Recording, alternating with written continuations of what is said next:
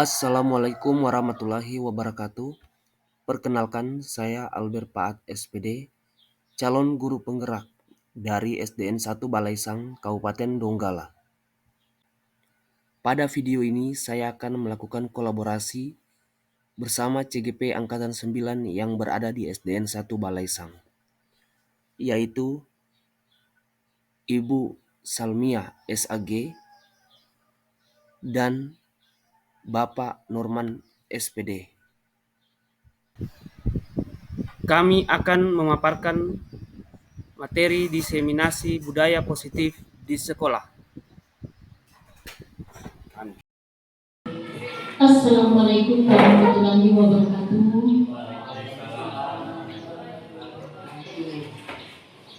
Puji syukur kehadirat Allah Subhanahu wa taala, hari ini kita bisa berkumpul di sini dalam rangka diseminasi atau penyebaran pemahaman modul 1.4 terkait dengan tugas kami yang ada di CGP. Kebetulan saat ini kami ada bertiga mengikuti CGP, jadi kami telah membagi materi untuk 3 orang. Jadi saya Salmiah akan diseminasi atau penyebaran materi, penyebaran pemahaman modul 1.4.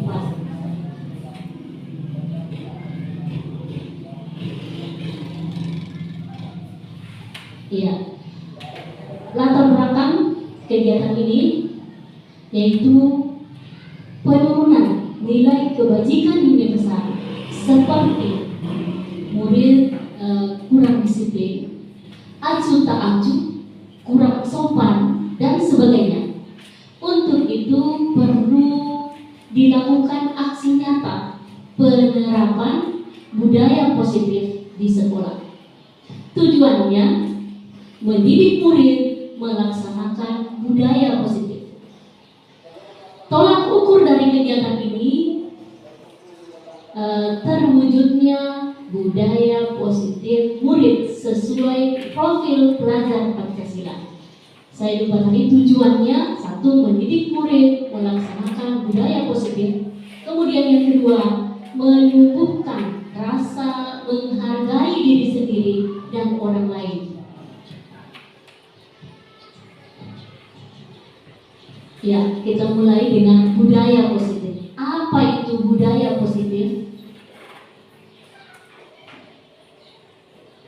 Budaya positif adalah nilai-nilai, keyakinan-keyakinan, dan kebiasaan-kebiasaan di sekolah yang berpihak pada murid agar murid dapat berkembang menjadi pribadi yang kritis, penuh hormat, dan bertanggung jawab.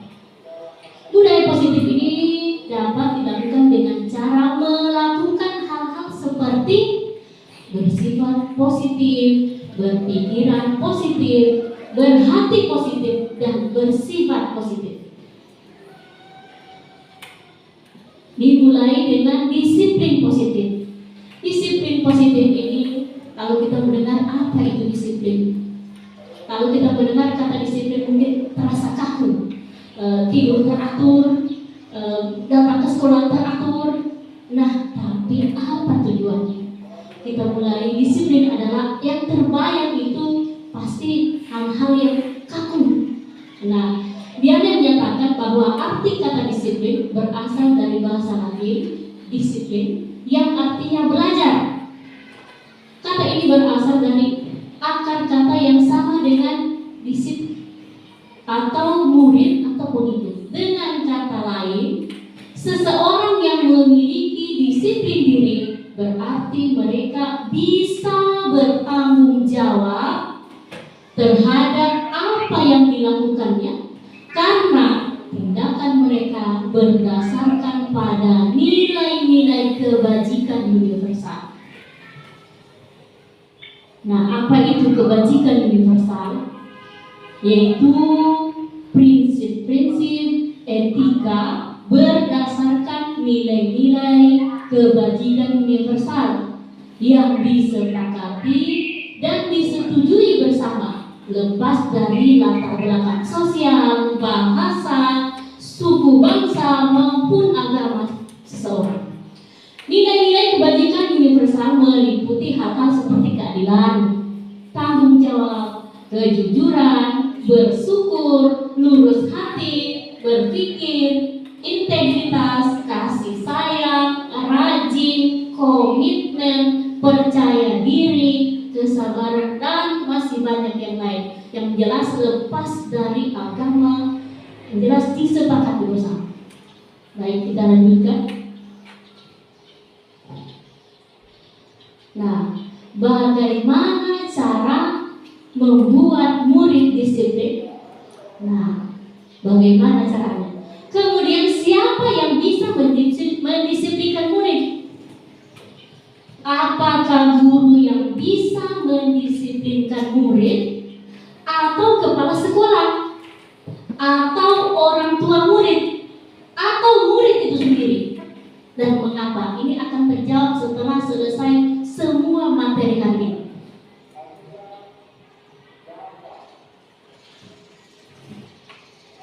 Baik, sebagai pendidik, tujuan kita adalah menciptakan anak-anak yang memiliki disiplin diri sehingga mereka bisa berperilaku dengan mengacu pada nilai-nilai kebajikan dan memiliki motivasi intrinsik, bukan ekstrinsik. Motivasi intrinsik itu adalah motivasi yang berada dari dalam dirinya, bukan yang dari luar. Jadi kesadarannya langsung dari dirinya.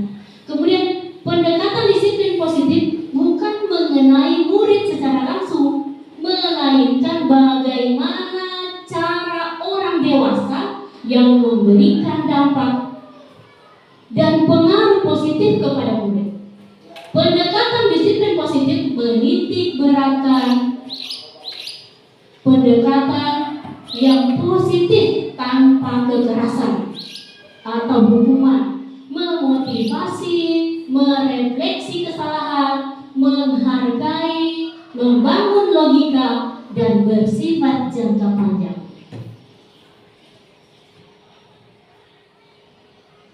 Nah, disiplin positif itu terdiri atas satu tadi disiplin positif sudah kita bahas, kemudian nanti ada motivasi perilaku manusia, ketiga hukuman, konsekuensi, dan restitusi, yang keempat dihukum karena penghargaan, yang berikut keyakinan kelas, yang berikut 5 kebutuhan dasar manusia, 7 posisi kontrol guru, yang terakhir segitiga restitusi.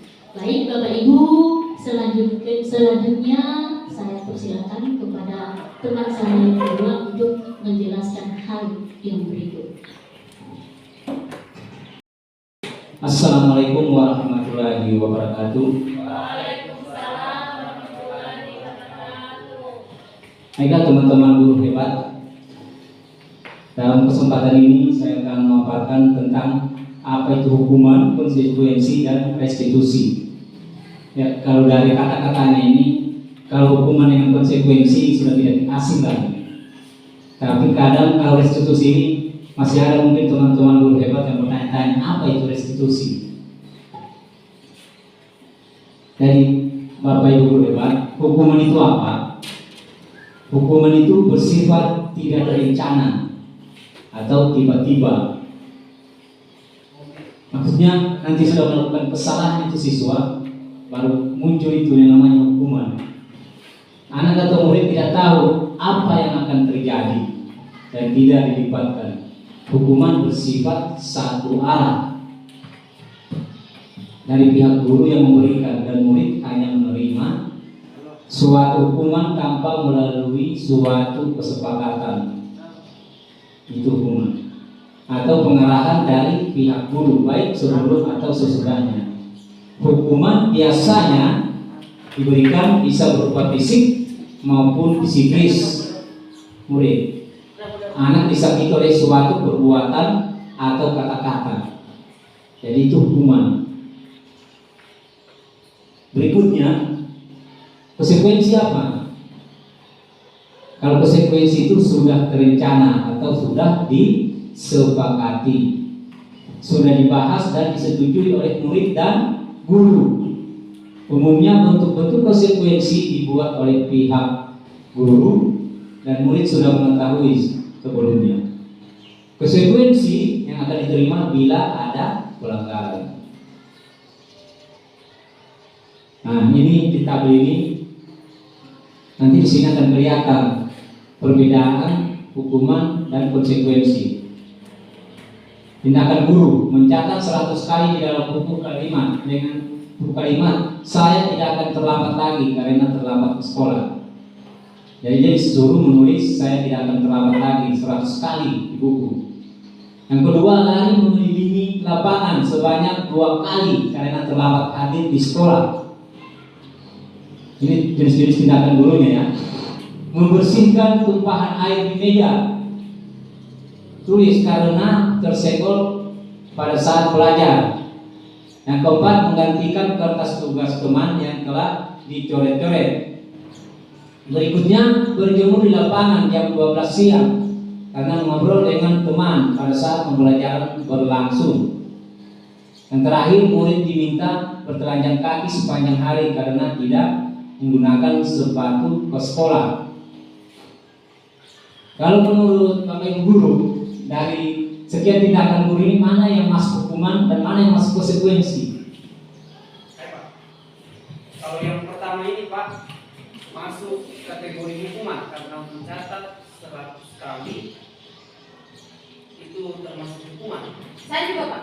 Oh, Ibu Paldet ya, kalau yang 100 kali mencatat saya tidak akan terlambat lagi masuk hukuman. Saya juga Pak. Yang kedua juga termasuk hukuman itu Pak. Hmm. Lari mengelilingi lapangan sebanyak 2 kali karena terlambat hadir ke sekolah. Yang berikutnya, oke kita lihat sama-sama saja. Oke, betul sekali tadi ya. Yang pertama itu adalah bentuk hukuman, yang kedua juga bentuk hukuman, yang ketiga itu konsekuensi, sama yang keempat konsekuensi. Nah, berjemur di lapangan dan mulut bertelanjang kaki, sebutannya kaki adalah semua bentuk-bentuk hukuman. Jadi kesemua ini bisa dikatakan tidak seharusnya dilakukan oleh seorang guru. Yang sebaiknya seorang guru bagaimana? Dia harus melakukan restitusi. Apa itu restitusi? Restitusi adalah proses menciptakan kondisi bagi murid untuk memperbaiki kesalahan mereka sehingga mereka bisa kembali pada kelompok mereka dengan karakter yang lebih kuat. Itu menurut pendapat ahli dosen pada 2004. Restitusi juga merupakan proses kolaboratif yang mengajarkan murid untuk mencari solusi untuk masalah mereka. Jadi dikembalikan kepada murid. Dia disuruh mencari jalan keluar sendiri. Dan dia sadar akan kesalahannya. Kalau seperti hukuman, konsekuensi, kalau lebih parah lagi hukuman, dia tidak menyadari kesalahannya dan tidak ada niat memperbaikinya. Tapi kalau restitusi, niat datang dari diri pribadinya untuk memperbaiki kesalahannya. Dan membantu murid berpikir tentang orang seperti apa yang mereka inginkan dan bagaimana mereka harus memperlakukan orang lain. Jadi Bapak Ibu hebat, perbedaan yang sangat jelas antara hukuman, konsekuensi, kemudian konsekuensi ada sudut perbedaan yang jelas. Kalau restitusi, murid sadar akan kesalahannya dan memperbaiki kesalahannya berdasarkan pemikirannya sendiri apa yang akan dia lakukan. Tapi kalau konsekuensi dengan hukuman tidak seperti itu. Jadi cukup sekian materi yang saya sampaikan. Saya akhiri, wassalamualaikum warahmatullahi wabarakatuh. Waalaikumsalam warahmatullahi wabarakatuh. Assalamualaikum warahmatullahi wabarakatuh. Waalaikumsalam warahmatullahi wabarakatuh. Jadi Bapak Ibu, saya melanjutkan materi pada hari ini. Materi berikut yaitu tentang 5 kebutuhan dasar manusia. Jadi sebagai manusia kita memiliki 5 kebutuhan dasar. Yang pertama, ada kebutuhan untuk bertahan hidup. Yang kedua, kebutuhan kasih sayang dan rasa diterima. Yang ketiga, kebutuhan pengakuan atas kemampuan. Yang keempat, kebutuhan akan kebebasan. Kemudian yang kelima, kebutuhan akan kesenangan. Ya, saya bahas sedikit tentang terkadang di dalam kelas anak-anak kita ada yang memiliki kenakalan. Kita sebut saja dalam tanda petik kenakalan. Anak-anak ini pasti di antara kelima ini mereka pasti memiliki rasa kebutuhan dasar ini, ya. Biasanya ada anak-anak yang kebutuhan akan kasih sayang, dia sikapnya di kelas agak kita lihat agak nakal atau bagaimana. Mungkin pada dasarnya anak ini bisa saja memiliki kebutuhan akan kasih sayang atau rasa untuk diterima. Jadi itu yang menjadi dasar biasa anak-anak kita lihat nakal. Kemudian bisa juga anak-anak ini mempunyai kebutuhan atas pengakuan kita akan kemampuannya, bisa jadi begitu. Jadi ini akan kita harus ketahui. Mungkin di antara kelima ini anak-anak ada yang nakal, ada yang perlu kita penuhi di sini, ya. Kemudian ada yang biasanya anak-anak mungkin ketika di dalam kelas dia suka bermain, ribut. Bisa jadi anak ini membutuhkan kebebasan, ya, kebebasan. Jadi itu harus kita ketahui. Nanti pada materi-materi berikut akan kita pelajari.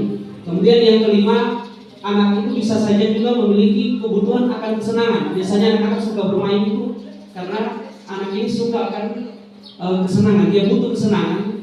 Jadi kita harus paham juga ini. Ya, itu materi dari saya. Warahmatullahi wabarakatuh. Baiklah, saya akan melanjutkan materinya. Ini mungkin materi yang sangat penting. Dari 6 materi ini ada 2 materi yang menurut saya sangat penting, yaitu 5 posisi kontrol dan segitiga restitusi serta keyakinan kelas. Ada 3. Jadi bicara tentang 5 posisi kontrol, karena kita berpikir posisi kontrol apa itu? Jadi 5 posisi kontrol ini maksudnya adalah di 5 posisi kontrol kita sebagai guru. Jadi menempatkan kita sebagai guru dalam 5 posisi kontrol ini. Sebagai apa kita yang idealnya? 5 posisi kontrol itu sendiri ada, pertama itu posisi penghubung, kedua posisi pembuat merasa bersalah, yang ketiga posisi teman, yang keempat itu posisi pemantau atau monitor, yang kelima itu posisi manajer. Dari 5 posisi tadi, kadang kita tidak sadari di posisi apa kita ini sebagai guru dalam keseharian kita melaksanakan tugas dan kewajiban kita. Yang jelas dari posisi kita sebagai guru dalam 5 ini pasti ada salah satunya. Mungkin dalam 1 hari di jam ini kita dalam posisi ini sebagai penghubung, tapi kadang juga di jam kedua, yang berikutnya kita dalam pelajaran kita memposisikan diri sebagai membuat merasa bersalah, pemantau, teman, dan manajer. Kadang itu terjadi. Kita sadari atau tidak, tapi kita seharusnya mengerti itu di posisi mana kita sekarang berada dan terus memperbaiki diri. Yang posisi pertama tadi posisi penghubung. Kadang kata-kata yang muncul dari kita sebagai guru itu kadang, kamu sudah membuat ibu kecewa. Nah, ini posisi membuat merasa bersalah. Kamu sudah membuat ibu kecewa. Kalimat itu menempatkan kita sebagai guru itu dalam posisi kita sebagai pembuat merasa bersalah. Dan itu sering kita ucapkan dalam kelas dan kegiatan pembelajaran kita sehari-hari. Yang berikutnya itu kadang kita ucapkan begini, kamu tahu apa konsekuensinya jika kamu terlambat masuk pada jam pelajaran saya. Itu sebenarnya kita menempatkan diri kita pada posisi pemantau. Kalau kali kata-kata seperti itu muncul dari kita sebagai guru, Yang berikutnya, teman-teman, kadang muncul juga kalimat-kalimat dari kita, ayolah lakukan demi ibu. Nah, ini kita menempatkan posisi kita dalam posisi sebagai teman. Yang berikutnya, ini kita sama-sama ya. Kadang kalau sudah di batas emosional kita, ini kadang keluar dari mulut kita sebagai guru. Saya pribadi sebelumnya pernah keluar seperti itu, tapi kita sama-sama perbaiki. Karena dasar anak nakal, awas kamu ya. Mungkin kalimat awas kamu yang tidak keluar, tapi kalimatnya kita mungkin dasar anak nakal. Nah, ini sebenarnya menempatkan kita pada posisi pembuku. Dan yang terakhir, ini yang posisi dianya kita sebagai guru itu adalah posisi adalah manajer. Ini yang harus sama-sama kita miliki. Saya pribadi akan berusaha untuk memiliki posisi ini sebagai guru. Ini posisi idealnya. Tapi Pak Ahli berpendapat kalau kita belum bisa menempatkan diri pada posisi manajer, minimal kita posisi pemantau atau sekurang-kurangnya memposisikan diri sebagai teman. Jangan yang di dua paling atas, penghukum dan membuat rasa bersalah. Jadi kita ambil paling minimal. Tapi yang idealnya kita harus memposisikan diri sebagai manajer. Nah, kata-kata yang seperti ini yang muncul, apa yang bisa kamu lakukan untuk memperbaiki masalah ini? Ini kalimat yang memancing pemikiran anak itu, siswa kita, untuk memulai dari dirinya, memperbaiki dirinya, yang berangkat dari pemikiran kehendak diri pribadinya. Jadi dia memperbaiki dirinya datang dari dirinya, bukan karena dihukum, bukan karena kita buat dia merasa bersalah. Karena seperti itu dia tidak sadar apa kesalahannya. Kesalahannya ini berakibat seperti apa. Tapi kalau kalimat yang muncul seperti ini, apa yang bisa kamu lakukan untuk memperbaiki masalah ini? Dia akan berpikir, oh berarti saya, kalau misalnya dia terlambat datang, kita observasi apa masalahnya? Oh mungkin larut malam tidur. Kita tanyakan kenapa bisa terlambat datang? Larut malam tidur Pak. Bagaimana cara memperbaikinya? Salah ini. Yang larut malam tidur, berarti dia dari diri pribadinya. Seperti itulah contoh-contoh kecil ketika kita memposisikan diri pada posisi kontrol sebagai manajer yang seharusnya itu adalah posisi kita, karena itu idealnya sebagai guru. Mungkin ini yang bisa saya sampaikan pada materi 5 posisi kontrol. Kurang dan lebihnya mohon dimaafkan, kurangnya banyak, lebihnya tidak ada. Assalamualaikum warahmatullahi wabarakatuh. Waalaikumsalam warahmatullahi wabarakatuh. Oke. Kalau sudah selesai. Assalamualaikum warahmatullahi wabarakatuh.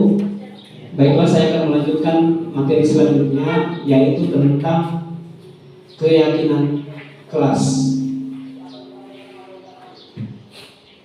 Ya, biasanya kita ditanya mengapa harus keyakinan?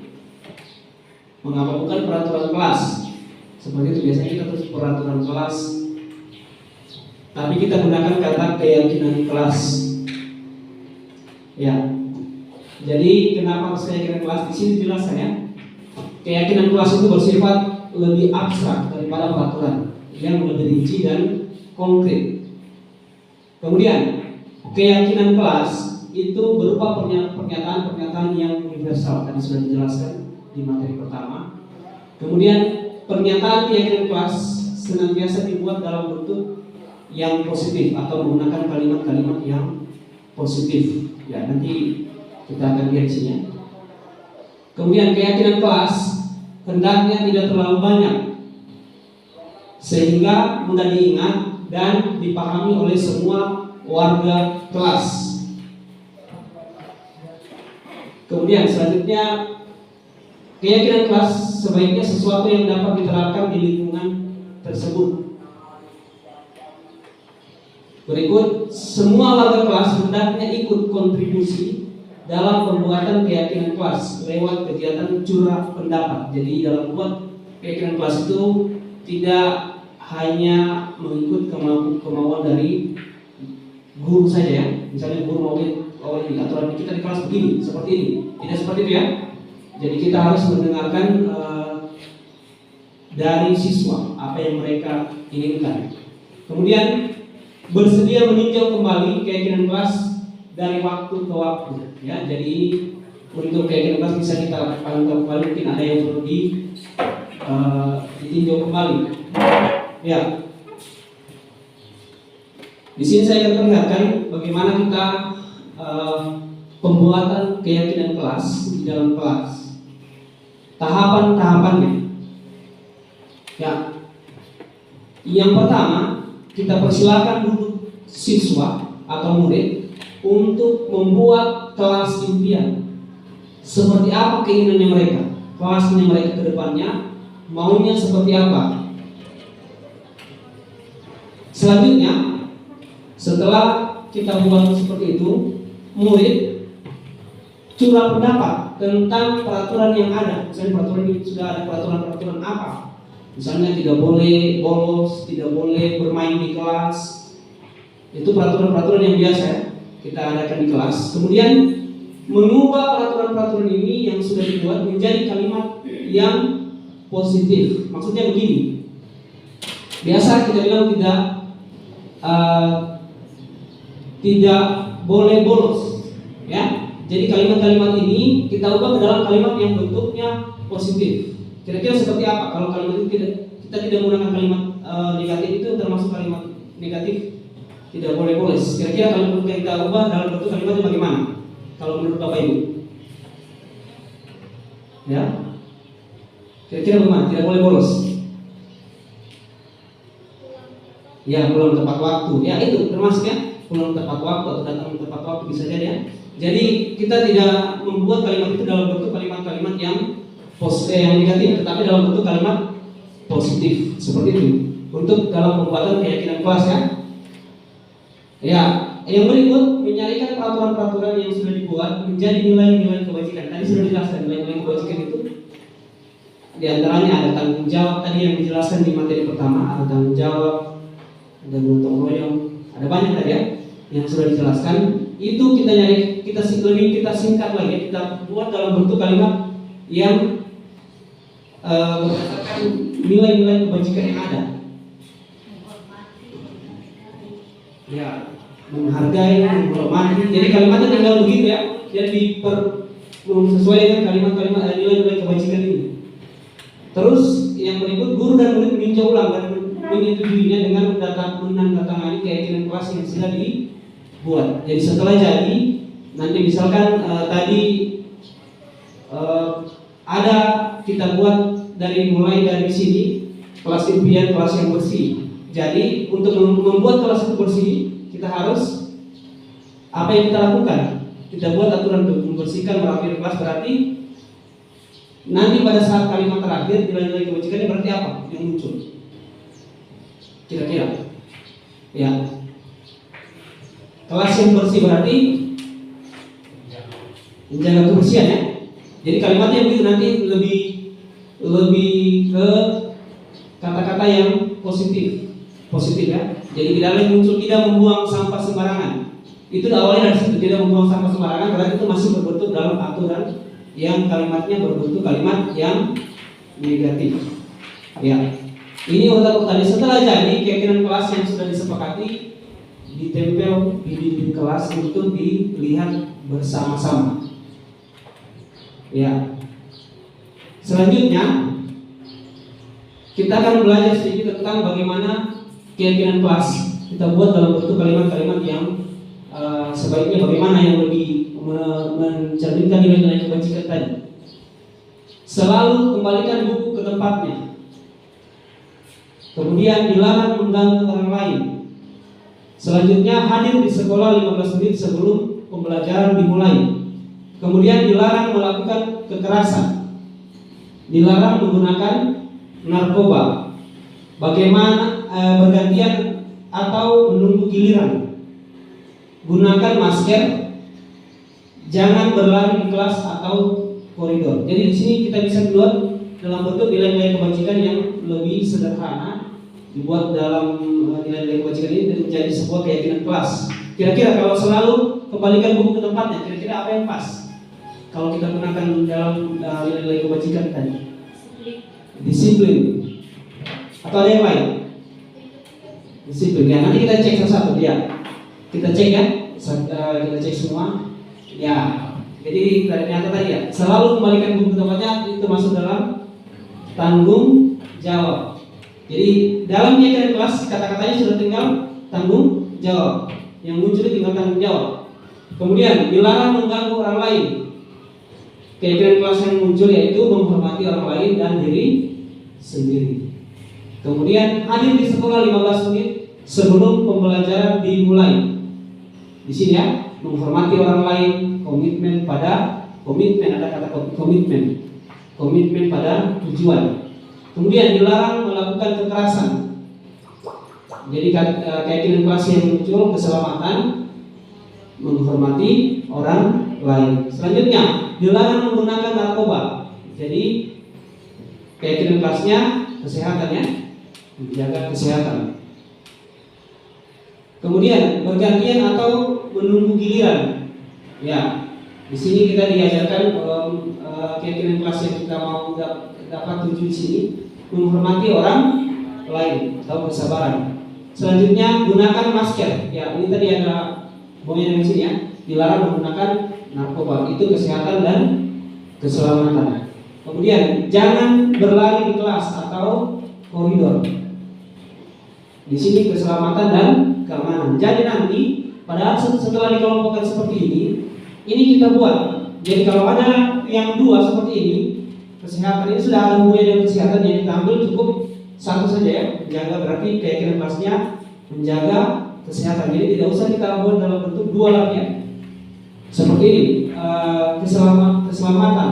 Ada berapa keselamatan? Ya ada dua ya. Dilarang melakukan kekerasan, gunakan masker. Tapi di sini gunakan masker lebih cenderung ke menjaga kesehatan. Ya. Kemudian jangan berlari di kelas. Berarti itu menjaga keselamatan juga untuk keamanan kelas, menjaga keamanan kelas. Ya, itu adalah peraturan-peraturan yang ada setelah dirubah menjadi nilai-nilai kebajikan yang kita buat dalam bentuk kalimat-kalimat yang memuat nilai-nilai kebajikan yang ingin kita tuju. Ya, demikian materi dari saya. Saya akhiri. Assalamualaikum warahmatullahi wabarakatuh.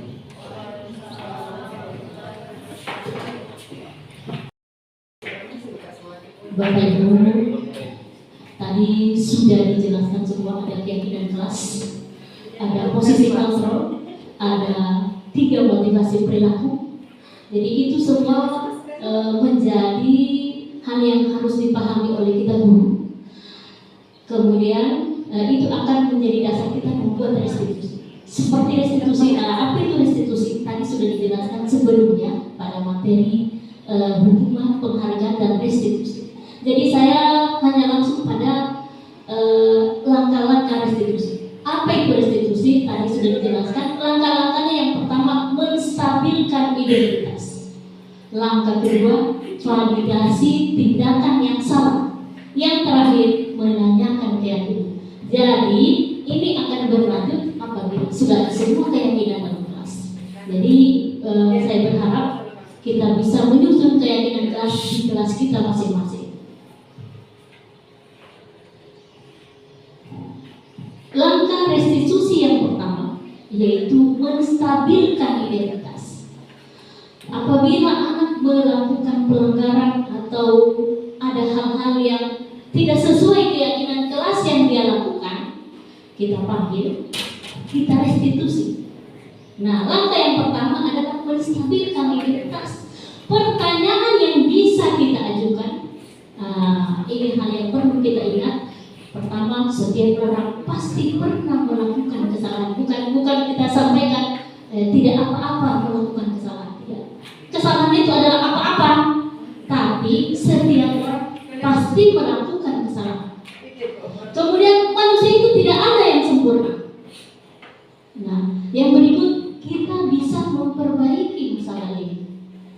Kemudian saya tidak menanyakan kesalahannya, tetapi saya hanya fokus memperbaiki masalah ini. Itu langkah yang pertama. Langkah yang kedua, validasi tindakan yang salah. Pertanyaan yang bisa kita ajukan, satu, kamu bukan melakukannya tanpa alasan tertentu. Kita ingin anak-anak memberikan alasan mengapa dia melakukan kesalahan. Kemudian setelah itu mungkin kamu bisa mempelajari suatu perilaku baru yang lebih efektif. Bersediakah kamu mempelajarinya? Kemudian yang berikut boleh juga dengan pertanyaan, kamu pasti punya alasan mengapa melakukan itu. Jadi anak-anak yang berpikir kenapa dia melakukan kesalahan, apa penyebabnya.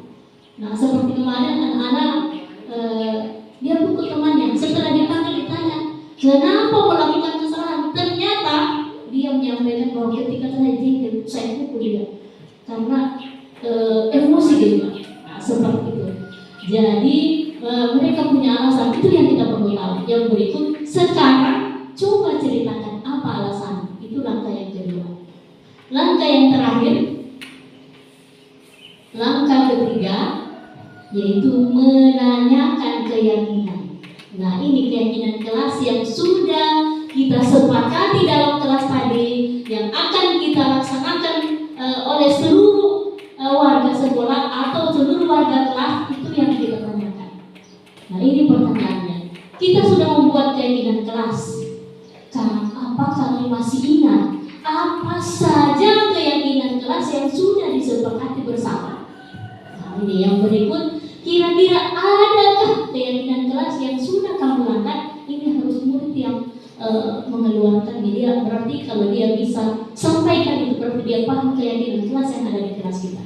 Yang berikut, bersediakah kamu memperbaikinya jika kamu meyakini keyakinan kelas tersebut? Nah, yang terakhir, jika kamu sudah memperbaikinya, berarti hal ini menunjukkan seperti apa kamu sebenarnya.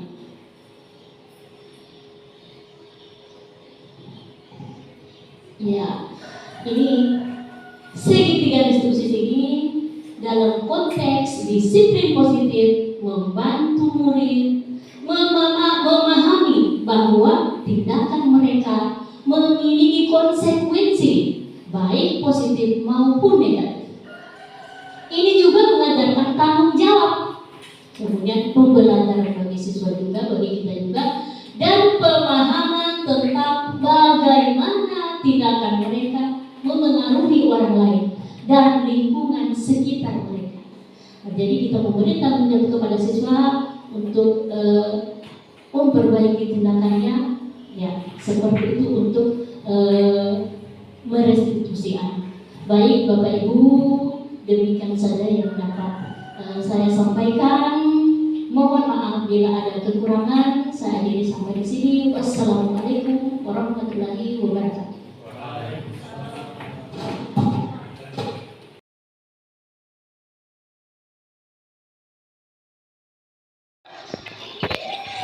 Assalamualaikum warahmatullahi wabarakatuh. Waalaikumsalam warahmatullahi wabarakatuh. Ya, baiklah anak-anak, hari ini kita akan membuat keyakinan kelas kita. Jadi, Bapak mau jelaskan sedikit. Sebentar kita akan membuat keyakinan kelas. Tapi sebelumnya itu, Bapak ingin kalian, anak-anak sekalian, menuliskan kelas impian. Bagaimana impian kalian kelas kita agar sebaiknya yang kalian inginkan itu kalian cantumkan di sini ya. Tuliskan ya. Bisa dipahami? Bisa. Oke, nanti Bapak bagikan kemudian ditulis. Nanti bergantian maju ke depan ya. Oke, mulai dari Ali. Kita pakai warna kuning dulu untuk impian, kelas impian. Tulisnya di yang ada lem ya, di depan sini, yang tidak ada lemnya. Ya, tulis sini. Supaya gampang kita tersusah. Ya, tuliskan kelas impiannya kalian. Maunya kelasnya seperti apa nanti di depannya. Misalkan kelasnya tidak ribut. Nah, dituliskan di sini ya. Oke, yang sudah boleh maju ke depan, ditempel di depan. Nanti bapak bagi ditempel di papan ya.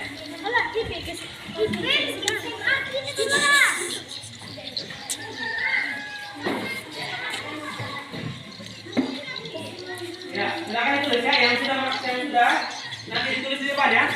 Ini adalah kelas impian. Kelas impian. Ditempel di sini ya. Siapa yang sudah boleh tempel ke depan.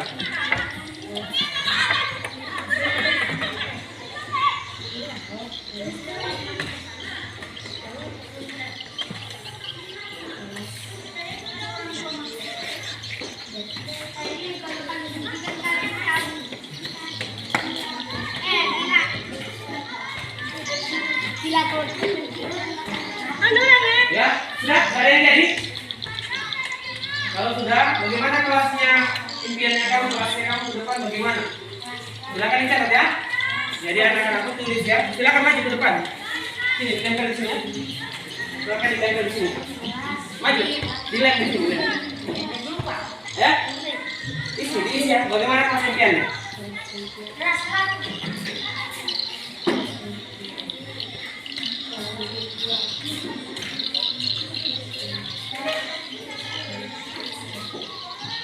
Ada apa? Ya, maju. Itu sudah.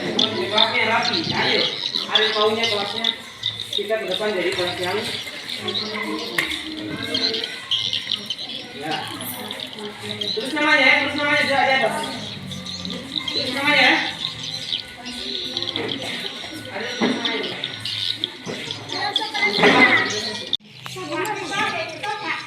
Ya, silakan maju.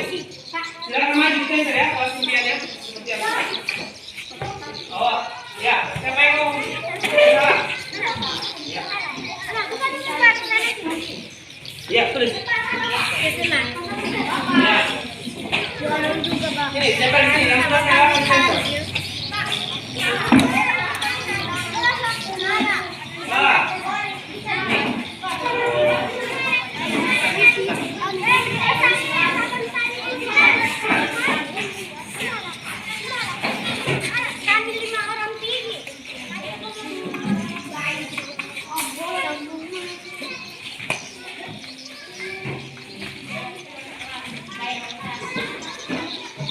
Ya. Ada lagi? Ada yang belum? Oke.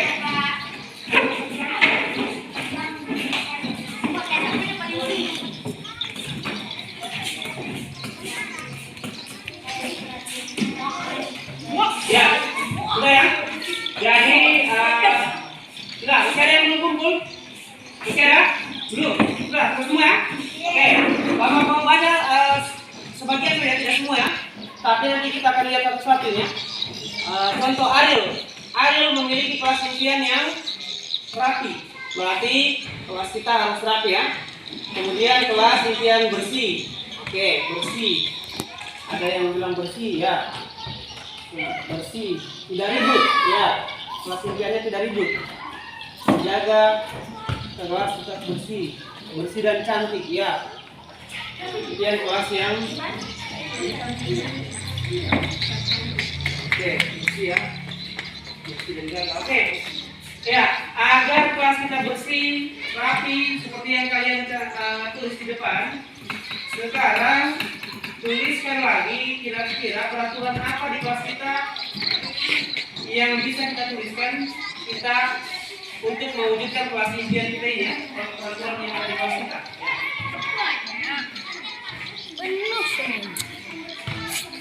Boleh. Ya.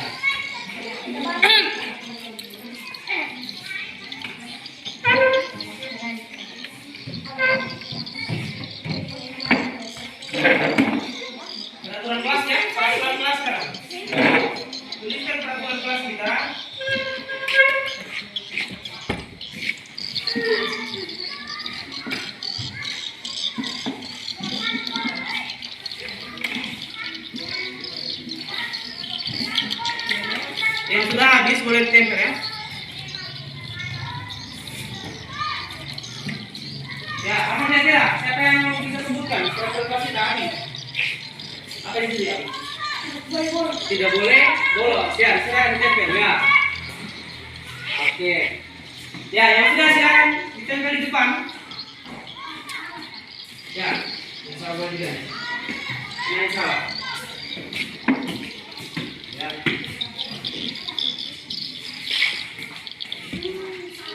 Hari. Boleh dicoret, ditulis di bawahnya kalau salah. Coret saja kalau tulis di bawahnya.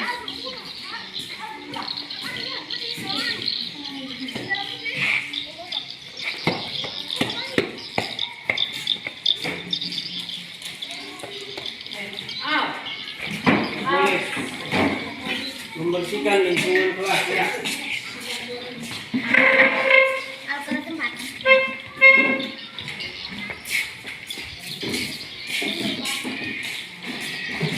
Ya.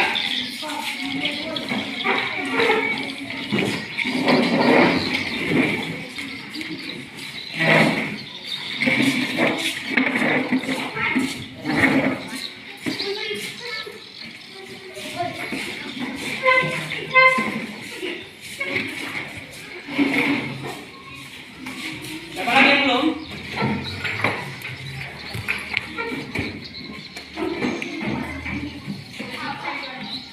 Ya. Sudah semua? Bisa kan? Oke, Alif.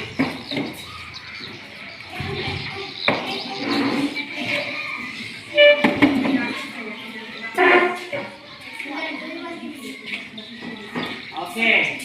Ya. Sudah semua ya? Sekarang Bapak akan bacakan peraturan kelas yang sudah kalian tulis ya. Di sini ada yang sampaikan tidak bolos. Kemudian tidak membuang sampah, tidak boleh membuang sampah sembarangan, membersihkan lingkungan kelas, ya, tidak boleh mencoret dinding. Di sini Noval tidak boleh mencoret dinding ya, Noval. Ya, oke. Membuang sampah pada tempatnya, tidak berkelahi, ya, tidak berkelahi ya. Oke, sekarang perhatikan, kalian sudah menuliskan peraturan kelas. Di antaranya adalah tidak membuang sampah sembarangan, tidak berkelahi, tidak apa tadi? Tidak apa? Oke, tidak bolos. Ya, sekarang perhatikan. Kita akan membuat nilai-nilai kebajikan yang ingin kita capai itu menjadi sebuah keyakinan kelas. Oke, sekarang tadi kalau tidak membuang sampah sembarangan, kira-kira apa yang ingin kita nilai-nilainya? Apa itu?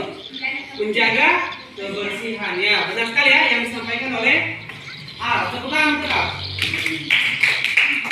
Apa lagi?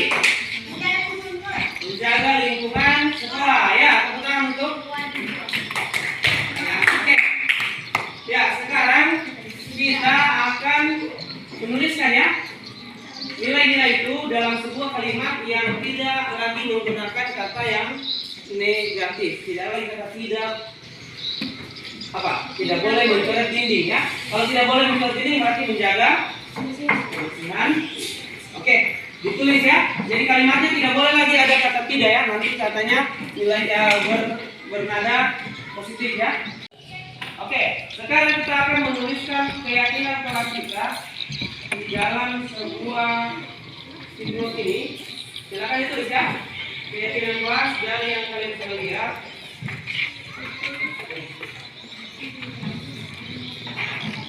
Oke, boleh yang mau maju ke depan mau melihat kata-kata kalimat yang ditulis di peraturan itu boleh, yang mau lihat.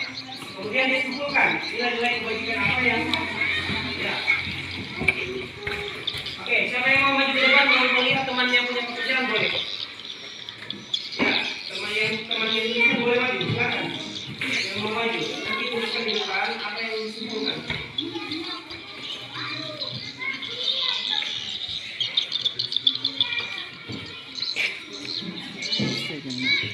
Oke.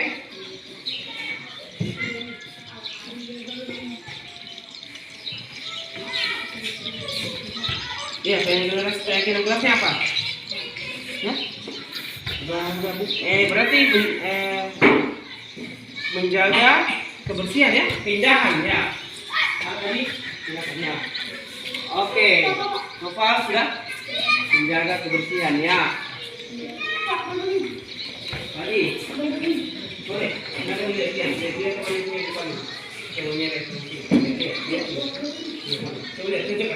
Coba kita cocokkan satu-satu ya.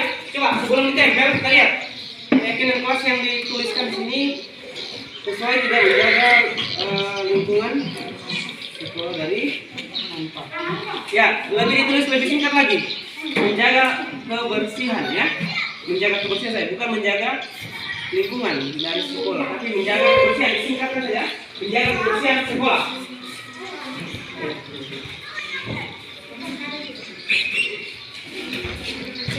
Salah.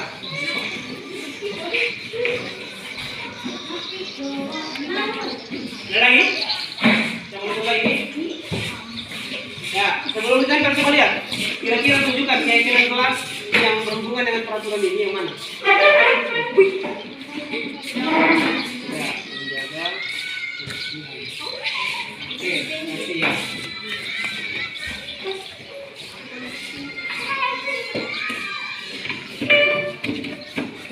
Ya, silakan tuliskan.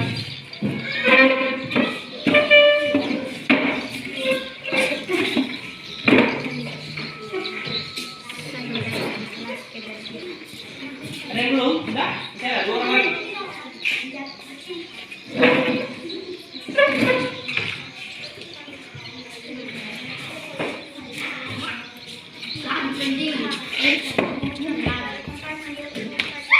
Oke, ya. Sekarang kita akan simpulkan apa yang menjadi keyakinan kelas kita. Ya. Menjaga kebersihan ya. Semuanya rata-rata menjaga kebersihan ya. Oke, kita tulis menjaga kebersihan kelas. Oke, kebersihan kelas.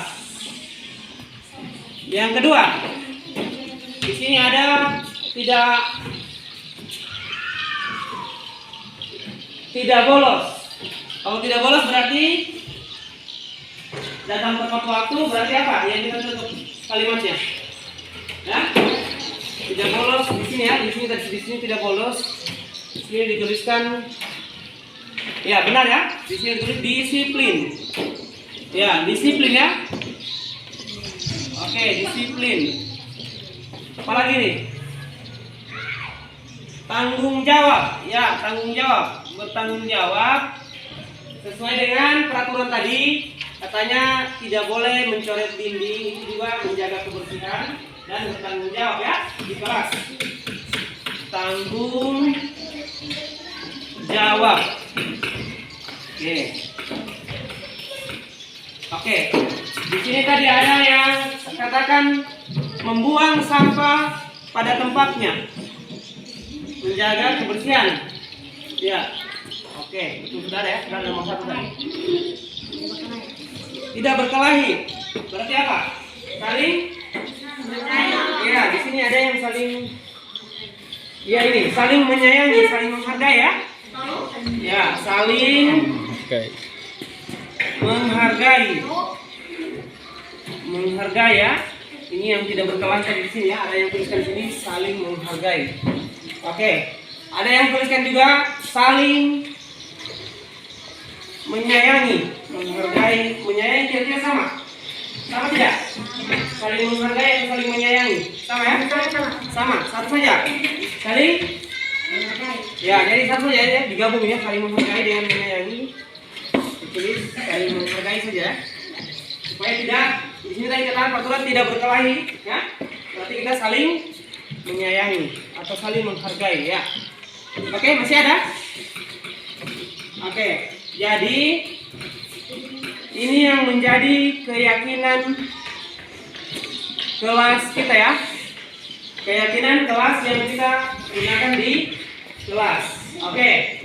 Jadi keyakinan kelas ini harus kita kita apa? Kita jaga, kita apa? Kita lakukan ya, di kelas ini kita lakukan. Jangan cuma nanti sebentar kita tempel di dinding ya. Kita tempel, kita tuliskan masih bagus, baru kita tempel di dinding kelas kita ya. Oke, dengan demikian telah selesai pembuatan keyakinan kelas kita. Semoga keyakinan kelas ini bisa kita taati dan kita laksanakan. Terima kasih Bapak akhiri. Assalamualaikum warahmatullahi wabarakatuh.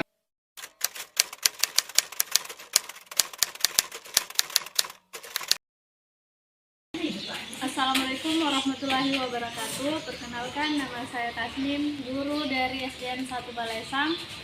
Setelah mengikuti diseminasi guru CGP di sekolah saya merasa senang karena sudah mendapat pengetahuan baru mengenai budaya positif yang mengenai 5 posisi kontrol guru, keyakinan kelas, dan segitiga restitusi. Terima kasih. Assalamualaikum warahmatullahi wabarakatuh. Perkenalkan, nama saya Fatmawati, guru dari SDN 1 Balesang. Setelah mengikuti diseminasi guru CGP di sekolah saya terinspirasi pada pembiasaan budaya positif di sekolah seperti disiplin positif, motivasi perilaku manusia, dan motivasi tentang hukum penghargaan restitusi. Terima kasih. Wassalamualaikum warahmatullahi wabarakatuh.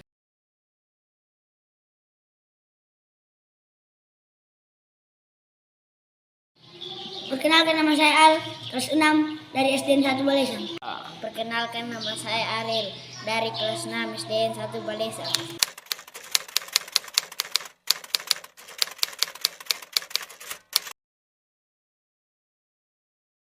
Merasa senang dan bahagia. Buat keyakinan kelas. Saya merasa senang dan bahagia.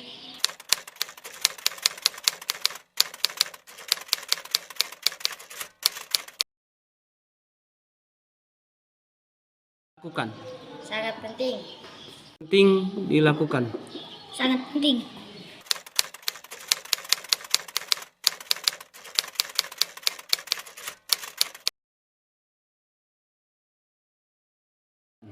Karena membuat saya lebih disiplin. Karena membuat kami lebih menghargai orang lain.